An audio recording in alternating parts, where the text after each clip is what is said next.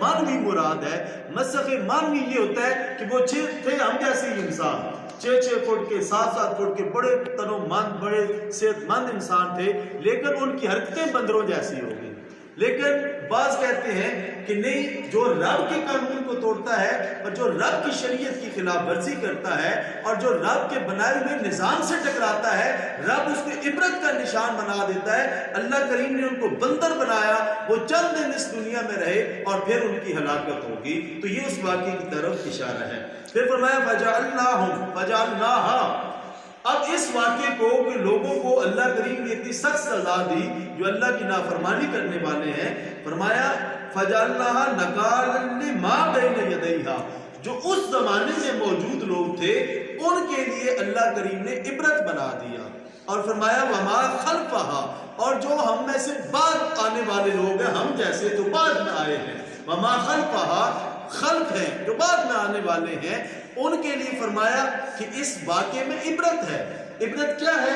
کہ اس چیز کو سمجھو کہ اگر ہم رب کے نظام کو توڑنے کی کوشش کریں گے اور رب کے بتائے ہوئے اصولوں سے ہٹ کر چلنے کی کوشش کریں گے، ہمارا رب ہمیں معاف نہیں فرمائے گا بلکہ ہمیں سخت سزا رب دینے والا ہے۔ تو پھر فرمایا وَمَوْعِظَةً لِّلْمُتَّقِينَ، اس میں اس زمانے کے لوگ اور اس زمانے کے لوگوں کے لیے اس میں عبرت ہے، اور جو رب کے نیک اور برگزیدہ بندے ہیں ان کے لیے رب نے اس میں ایک نصیحت رکھی ہے۔ وَإِذْ قَالَ مُوسَىٰ لِقَوْمِهِ إِنَّ اللَّهَ يَأْمُرُكُمْ أَن تَذْبَحُوا بَقَرَةً قَالُوا أَتَتَّخِذُنَا هُزُوًا قَالَ أَعُوذُ بِاللَّهِ أَنْ أَكُونَ مِنَ الْجَاهِلِينَ۔ اور یاد کرو حضرت موسیٰ علیہ السلام کا وہ زمانہ اور اس زمانے کی اس بات کو یاد کرو۔ اب ہوا کیا تھا، یہ بڑا دلچسپ واقعہ ہے، ایک کہانی کی صورت میں آپ کے سامنے رکھوں گا، آپ کو ساری بات سمجھ آ جائے گی کہ انہوں نے کیا کیا۔ وہ ایک شخص تھا، اس نے اپنے بھتیجے کو، اس کی اپنی اولاد نہیں تھی، بھتیجے کو اپنے پاس رکھا ہوا تھا۔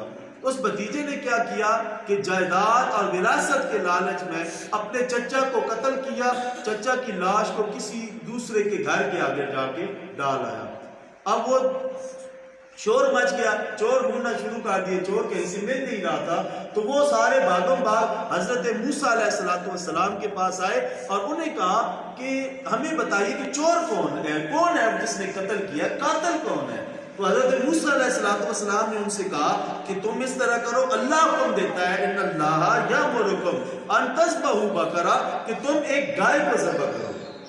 اب جب وہ کیا پوچھنے آئے تھے، وہ قاتل کے بارے میں پوچھنے آئے تھے اور آپ نے کہا کہ گائے ذبح کرو۔ وہ اور حیران ہوئے اور وہ کہتے ہیں قالوا اتتخذنا ہزوا، کہ آپ ہم سے مذاق کرتے ہیں۔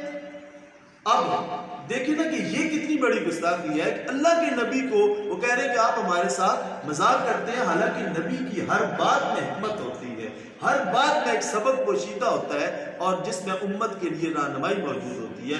حضرت موسیٰ علیہ السلام نے کہا کہ میں مذاق کرنے والا نہیں ہوں، قالا اعوذ باللہ، کہ اللہ تعالیٰ مجھے پناہ دے، ان اکون من الجاہلین، کہ میں ان جاہل لوگوں کی طرح مذاق کرنے والا ہو جاؤں۔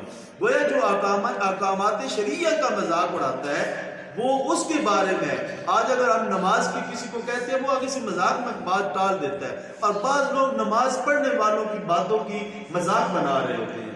یہ ان لوگوں کو مخاطب کیا ہے کہ یہ دین کا یا دینی احکامات کا مذاق نہیں اڑانا چاہیے، عمل کرنے کے لیے ہے۔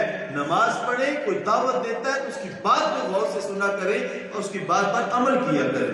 پھر جب حضرت موسیٰ علیہ السلام نے ڈانٹ دیا کہ میں جاہلوں کی طرح مذاق کرنے والا نہیں ہوں، میں اللہ کا پروردگار ہوں، اللہ کا بیٹا ہوا برگزیدہ بندہ ہوں، میں مذاق نہیں کرتا بلکہ میں جو بات بھی کرتا ہوں اس کے پیچھے رہنمائی اور سبق موجود ہوتا ہے۔ تو انہوں نے کہا ٹھیک ہے، ربک یبین لنا ما ہی۔ اب اس گائے کے بارے میں انہوں نے سوال کیا کیا کہ آپ اپنے رب سے یہ پوچھ کے ہمیں بتائیں کہ وہ گائے کیا چیز ہو، کس طرح کی ہو۔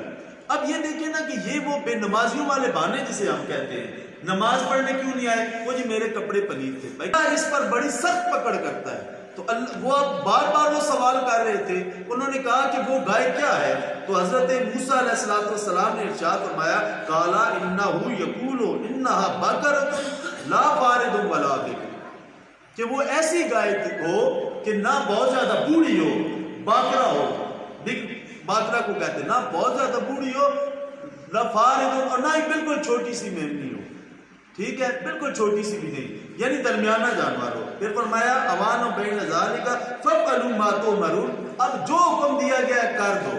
گویا جب نبی کا حکم آ جائے یا شریعت کا حکم آ جائے اس پر عمل کر دینا چاہیے۔ حکم کے بارے میں تسلیم و رضا ہونی چاہیے کہ جو حکم آ گیا ہے شریعت کا بس کر گزرے۔ اگر ہم بہانے تلاش کرتے رہیں گے تو آج دین کے لیے قربانی دینے کا جذبہ کس کے اندر رہے گا؟ کون ہے جو جس کے اندر یہ جذبہ ہوگا کہ وہ کل دین اور اسلام کے لیے قربانی دے گا؟ تو اگر وہ آج اس طرح قربانی دینے سے بھاگ رہے تھے، وہ اصل میں گائے کی قربانی کرنا نہیں چاہتے تھے کیونکہ یہ ان کے لیے بڑی مقدس چیز تھی۔ اب انہوں نے اس کو ٹالنے کے لیے سوال کر دیا، وہ کیا گائے کیا ہے؟ تو اللہ کریم نے فرمایا لا فارغ ولا بکر، وہ نہ چھوٹی ہو نہ بہت زیادہ